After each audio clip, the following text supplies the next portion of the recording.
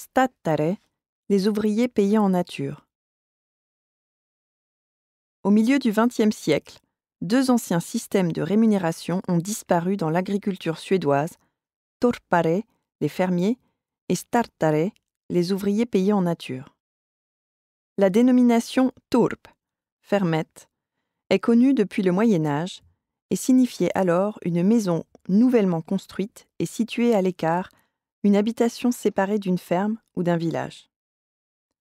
Au cours du XVIIe siècle, la définition du mot turp a évolué, finissant par signifier alors une petite exploitation faisant partie d'une propriété agricole plus grande, d'une ferme ou d'un manoir, ou bien se situant sur un terrain foncier relevant du domaine public.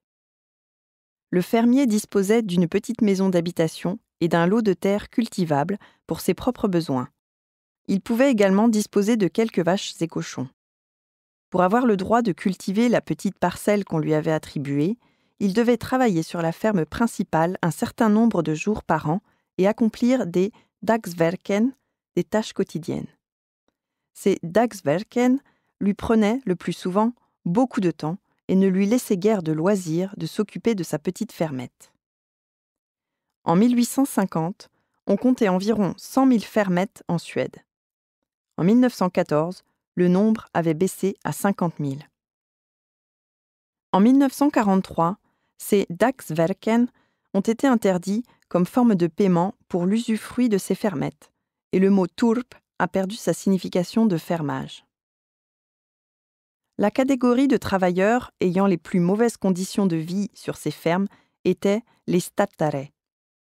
Un stattare était un ouvrier marié qui habitait avec sa famille dans la ferme et qui était payé en nature pour son travail. Le système de stattare avait été introduit sur les grandes propriétés agricoles de la vallée du lac Mälaren, au milieu du XVIIIe siècle. Au milieu du XIXe siècle, ce système était devenu courant également sur les grandes fermes. Avec le temps, les habitations de ces ouvriers finissaient généralement par s'user et on y était à l'étroit. De plus, en hiver, on y était exposé aux rigueurs du froid.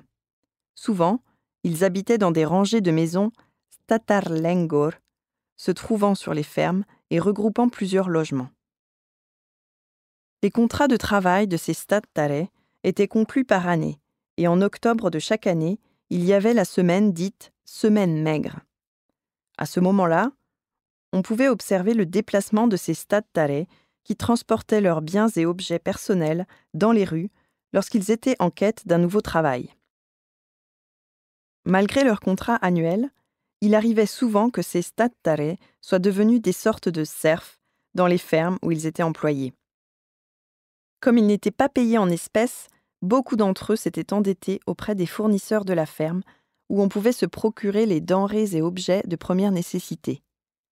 À la fin du contrat, et sans moyens pour rembourser leurs dettes, ils étaient dans l'impossibilité de pouvoir déménager pour aller travailler ailleurs.